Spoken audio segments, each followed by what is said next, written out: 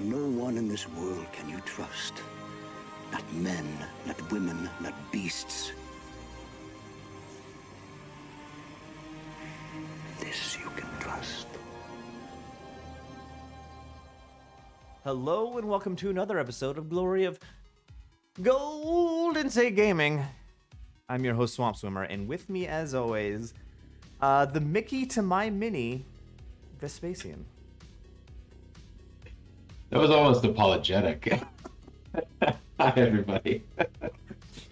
Whew, again, scraping the bottom of the barrel for these right now. Just a quick question for the throw comment. I might be switching up from blank to my blank comments and changing it to blank amongst blank comments about you. Like, you're a man amongst men, a prince amongst whatever. I might be switching it up to those, but we'll see. That will be in the future. But let me know in the comments what you guys think.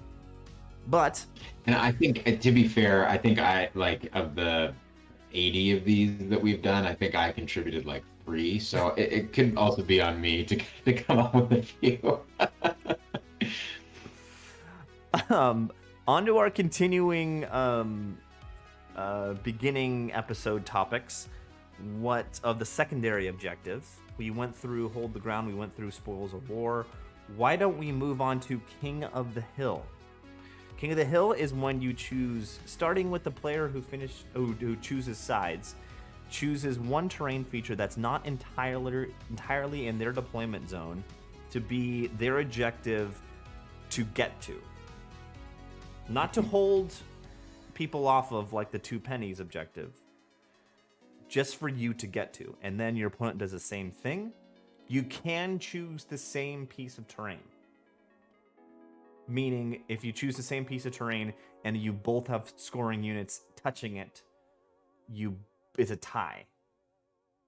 Even if it has one player has 2 scoring units and one player has 1 scoring unit, it's just getting one of your scoring units into your King of the Hill feature they're trying to get to. I personally, like if my opponent gets to choose sides and they choose one that's not entirely in my deployment zone, I like choosing the same terrain piece and making it more of a King of the Hill or more of the Hold the Ground situation because it's one objective. And then, but that's basically because my list is combat oriented and going in and fighting. So I like that scenario. So that's usually my objective. The also fun thing, this happened to me in a tournament we will get to, which just happened in real life. If you're playing this with Dawn Assault, I'm thinking of a different thing. Cancel my thought. But I usually try to choose a terrain piece that's close to the center of the board, that's close to my deployment as possible. Again, because I've got a combat list. That's my objective. Vesapcian, what do you think? Yeah, I think that I think of King of the Hill as sort of having a lot of similarities to Secure Target and Hold the Ground in terms of list construction, in that you want a combination of some sort of big mega unit to go and hit it, right? And then alternatively having some small scoring units that are easy to maneuver into it, right? So those are just kind of 2 win conditions for this one. I think that I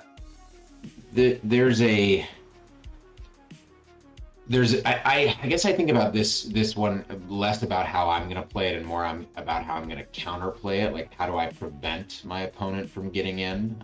Usually I take faster moving lists that have the ability to kind of sneak in, if you will, into the opposing one. So I really like to spread them, right? I find that the harder lists for me to deal with are the ones that have like an unkillable Death Star that I can't deal with from range in general, and I can't beat it in combat. And so spreading it means that if they're going to focus their Death Star in one predictable place, then I can have a lot of counterplay on the other side of the table, right? And admittedly, that kind of a style leads to more drawn objectives in King, right? Yeah. Than winning it. I think a big play if you've got an aggressive list or if you feel like you can beat your opponent's Death Star is to pick the same one.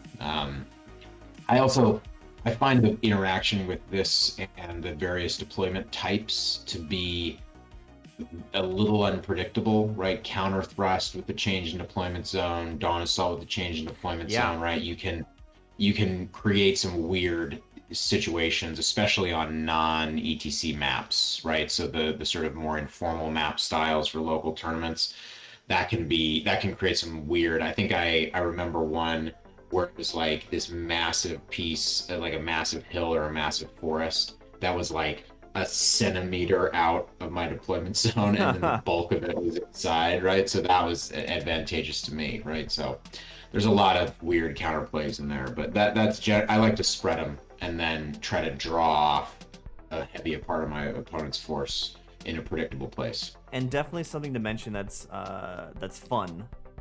I find it's pretty uncommon, but it's fun because these are terrain features. There's some fun little combinations, like for instance, Wasteland Torch.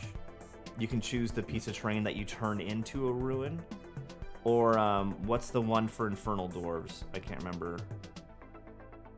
I think it's Undying Dynasties, the Desiccation Scroll. The Desiccation Scroll. Fun little combos. And then also, I put it into effect for my game 3 is moving the forest, right? I was exactly. I've always wanted to do that. I think that's a really fun interaction with the Sylvan Elves can move, do tracing, move, and you choose that forest, and you can just inch it back closer to yourself. Mm-hmm. Fun. Yeah. There's fun little combos that come up with King of the Hill, which I find pretty fun. Yeah. Okay, but let's move on to the battle report. Let's see here. So you had two big wins round 1 and 2, and then round 3 you had a small win. I can't remember what yours. 1 and 3 were big wins. 2 was a draw. That's what it was. Okay. And then you get paired into our good friend Alex Harrison, the Infernal Zookeeper, the TO of Infernal Zoo in Davis, California, in October. Keep that in mind, folks. Refuse flank, secure target. Let's get into your list. If you are interested in Vesapcian's list, please click the link right above my head. It is his round 1 video. We go into his list in a little more depth. Also, please click the link in the description below, where a podcast called The Mid-Table Menaces is a group of friends up in the Pacific Northwest who did a full list review, and you can get more information there. But let's talk about Alex's Infernal Dwarf list. You want to go ahead and go through it? Sure, yeah. For those paying attention, I got rewarded from playing 2 rounds against KOE by now finding Infernal Dwarves. So it's really just an absolute dream for a Sylvan Elf list. His list is, he's got this Occultism Master, Lugar Prophet, the Killy Overlord. I like the build with the Ranger's boots so he can stay mobile. Vizier with the Icon and the Golden Idol, a Lamasu. So this is a pretty heavy magic setup, right? I think that he's got like 8 spells or something.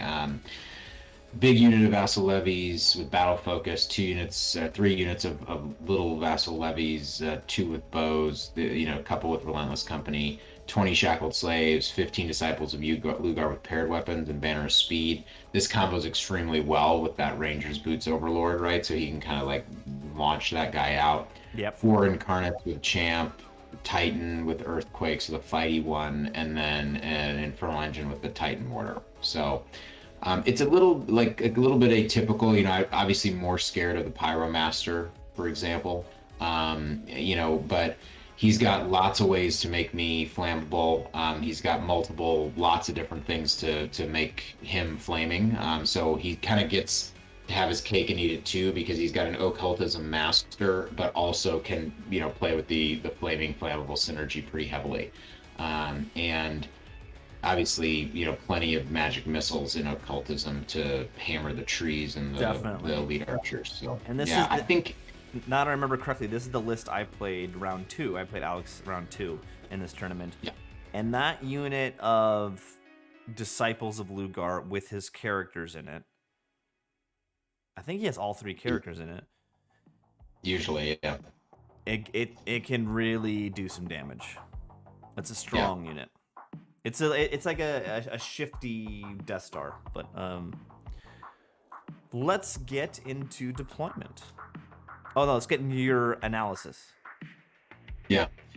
So I had this as a yellow. I think this is a pretty cagey game overall. I do have some good answers to some of his big hitters, like the Titan, the Kadim with the Sentinels. I basically, as you can see here, I can't fight the Death Star, so play a non-game, unless he kind of spreads and opens up options, and looking for opportunities to get the Avatar into the tank, basically. Yeah. Makes sense. Oh, look at this. Spells. A spells picture? You're incredible. Look at this. Look at me. Look at this. Let's look at your spells really quick here first. Yeah, so I take Roots and Summer Growth, and I take Stars of the Lion and Fate's Judgment. Fate's Judgment because of the Titan and the Kadims, and then Stars of the Lion for similar reason. And then Roots and Growth were more defensive spells, right? So yeah. And then he's taken whatever. We don't even look at what he's taking. I did choose. I'm pretty sure that I gave him the extra spell, not the extra channel. And my reasoning was that he already had so many spells that giving him the ability to cast more of them was more dangerous than having another spell. Yeah. So he's got Flaming Sword, Sword of Iron, Breath of Corruption, I think, on the Lamasu. And then just blast with the guy. Yep. All right, so this looks like this is marked as deployment. Go ahead and go over your deployment.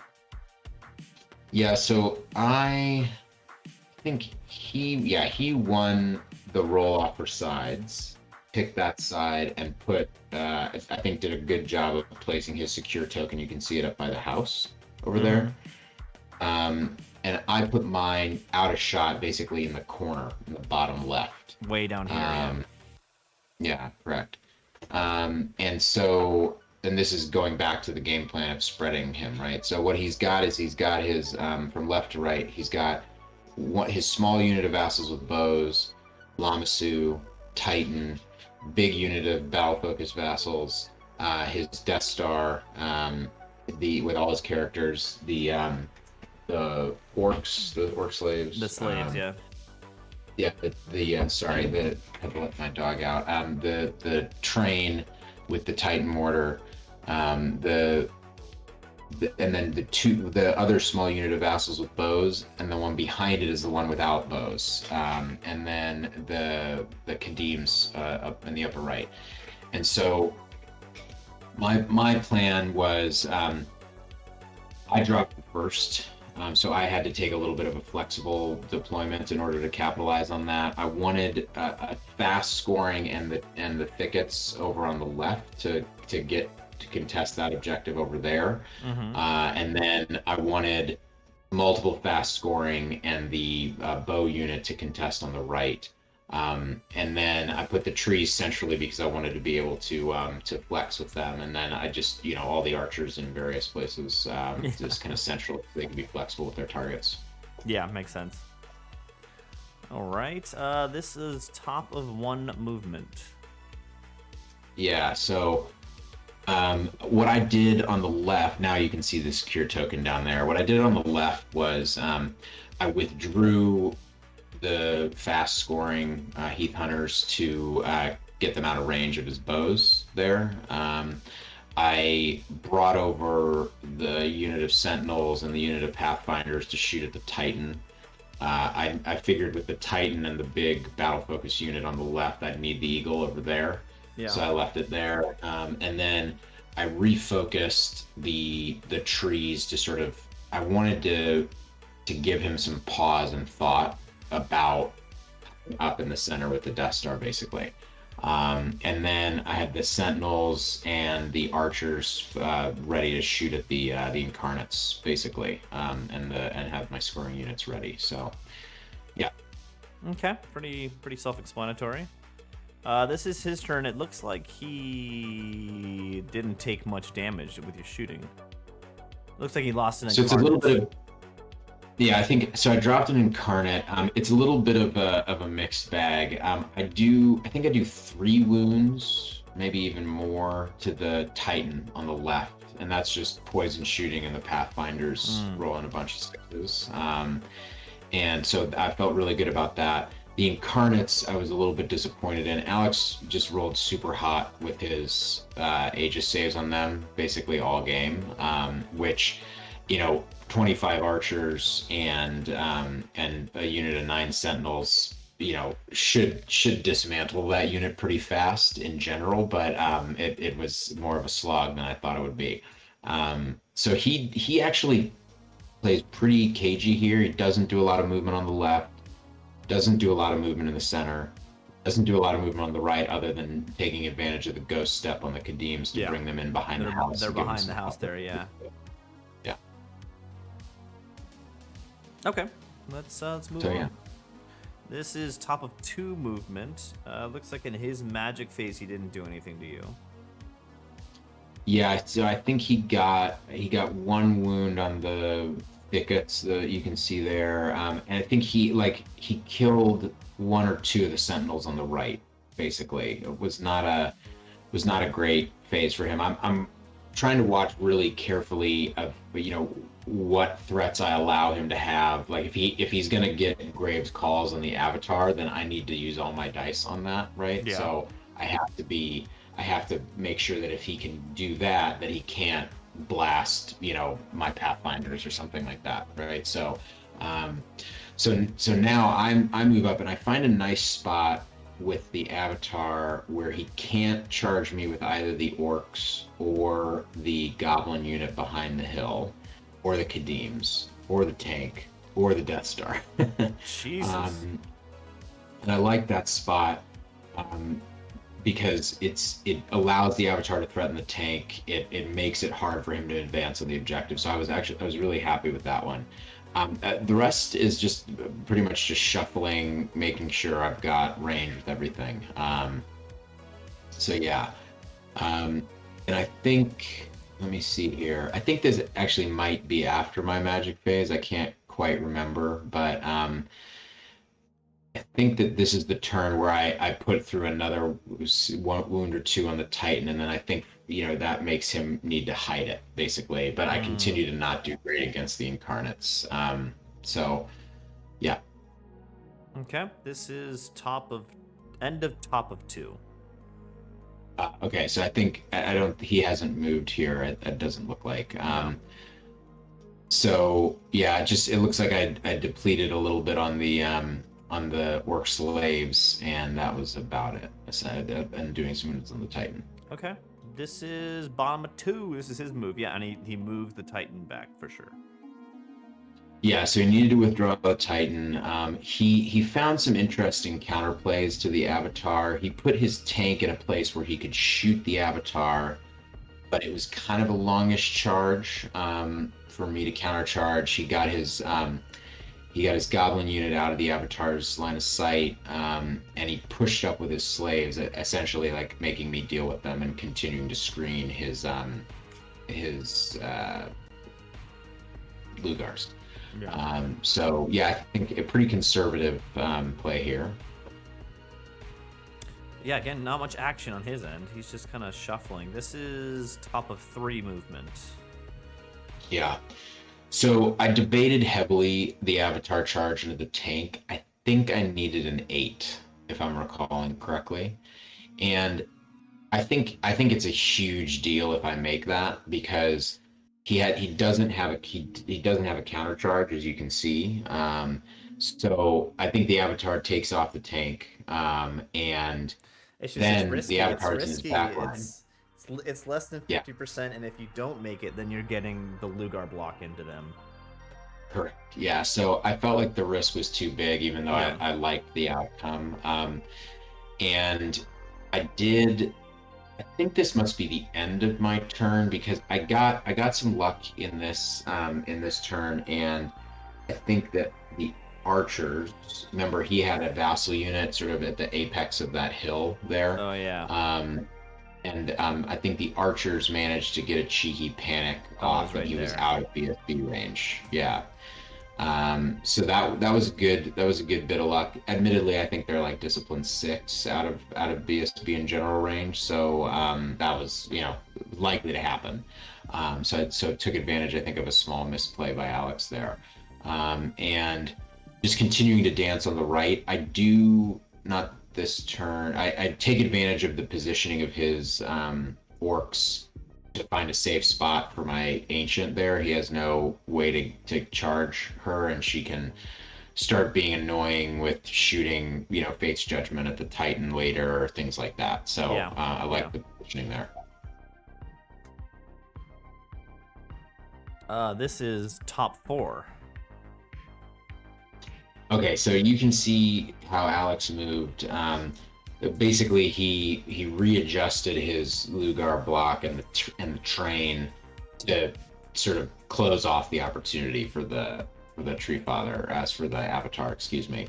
And then he continues to leave his Titan back there, kind of, I think, just sort of positioning his vassals on the right to contest that objective. This one here. Yeah. And yeah, I think that's about it. I think I'm concerned that this might actually be the last picture. Is it? It is. Yeah, sorry. So let me kind of catch up with what happens. Essentially, I'll go right to left. Essentially, I try to go for round 2 of the panicking vassals off the board move, but because of the chieftain, he passes. So if he hadn't had the chieftain in there, he would have failed. But because of the chieftain, he passes, which is a big deal. And I realized that I've made a little bit of a mistake on the right. I thought I had that objective in a very, very good place, but I was presuming that I'd be able to get those incarnates off with the amount of shooting that I was putting into them. And I didn't. And so I made a play for it late, by pushing up my two cav units on the right there. Yeah. But because the incarnates were not depleted, he was able to get through both the cav units in the bottom of 6. Ooh. And win the objective with that vassal unit up on the top. So I think a misplay for me. I go back to something that I think one of the other YouTubers once said, that like, don't just put the right amount of force into something. If it's critical, put an overwhelming amount of force into it. Makes right? sense. So makes sense. I think I should have been bringing my Pathfinders and my Sentinels across because I needed those incarnates gone. Right. So I end up losing that objective on the right. On the left, I take advantage of, I think, because the Titan got pulled out of the game early, I take advantage of that, and I basically press with the Thicket Beasts out to the left late in the game, and he doesn't have the combat power to take them off. And so I managed to tie up the objective on the left. Gotcha. And essentially just play cagey in the middle. So it ends up being a pushed objective and a 10-10, another 10-10. 10-10. Yeah. So I think a kind of a classic case of I spread my fire pretty wide, right? So I got no points for the incarnates. I got no points for the Titan. I think essentially all I got was I think I get his vassal levies on the left with the thickets. I get that other The one that ran off the board. that other vassal unit up there. Yeah, and I think I end up picking up the orcs, just one way or the other, and he gets my two cav units on the right and my eagles, and so. I mean, it's a pretty pathetic amount of points. I think we both had like 800 points or something like that. And a kind of drawn objective for a pretty cagey match, all things considered. Yeah, that was definitely very cagey. Very, very cagey. But still, a 10-10 is not 5. You haven't lost yet. You've had 2 ties now and 2 wins. I've had 3 wins and a tie. And it's 3 wins and a big loss. There's a chance we might run into each other in round 5, maybe? But there's a chance. Yeah. I mean, I think in this match, I think it's kind of incumbent on Alex to be the aggressor, right? Yeah. You know, and he, I mean, look at where his Lugar block is. It basically moved like 4 inches the entire game. Right? Exactly. Like, to me, he's got to open that. You know, if you want, he could push forward because I have nothing that can fight that block, right? So he could push forward, but then he exposes himself to 52 bow shots, which potentially could wipe that unit in a single turn. True. Right. That's very true. Yeah. Yeah. So he chose not to take that risk. So yeah. Yeah, it ends up being a cage game, ends up being a 10-10. No big deal. Yeah. All right. That's round 4. So next battle report will be my round 5. See you next time. Looking forward to it. Thanks, everybody.